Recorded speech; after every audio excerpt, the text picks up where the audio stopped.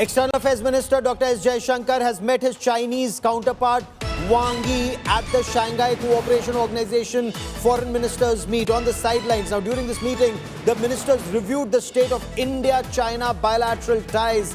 They took note of the recent progress made by the two sides to stabilize the relationship and rebuild ties.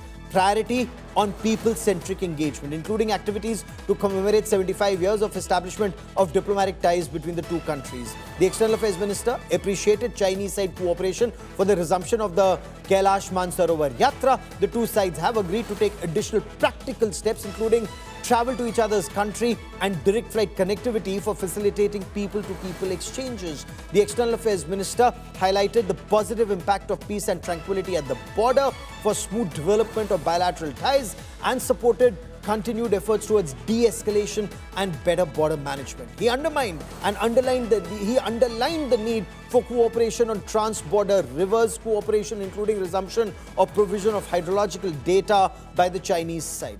He took up the issue of restrictive trade measures and roadblocks to greater economic cooperation between the two sides. Listening to Dr. Jaishankar, I'll get you more on the story.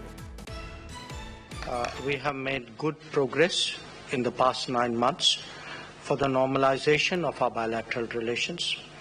It is the result of the resolution of friction along the border and our ability to maintain peace and tranquility there.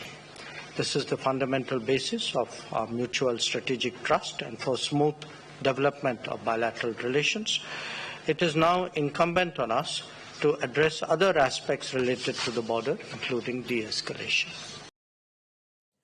Geeta, we've had sweet words from all sides, India and China, but it's sweet action on ground that India believes in, not words. So what is happening on ground for peace and tranquility at the borders and to address the trade imbalance? Well, you're very right in saying that there is no forward movement that we've seen at the border, Gaurav, and the situation stands as was.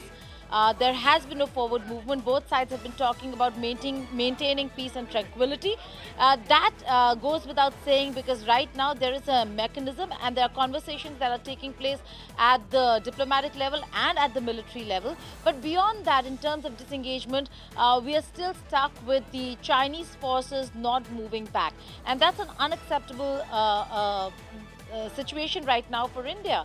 Having said that, there are a few things where they've moved forward, which is people-to-people connect, like you rightly said, when it comes to the Kailash-Mansarovar Yatra, or for that matter, direct flights between India and China.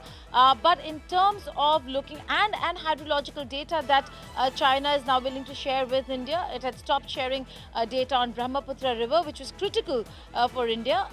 These are really incremental steps, but forward moving, yet not enough when it comes to the border standoff.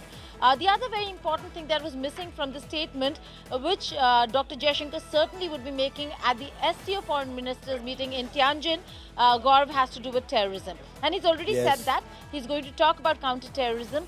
But for a country such as China that supports Pakistan unquestionably and unconditionally, to not discuss Pahalgam or cross-border terrorism certainly is something that is starkly amiss in both the statements. And that is something that China must realize. You cannot have people-to-people contact when Pakistanis are killing Indians through terror, and China supports the same Pakistan, not just by blocking designation of terrorists at the United Nations, but actively in combat, like at Operation Sindoor. And Geeta Mohan and our team will be tracking that story very closely. Geeta, many thanks for the moment.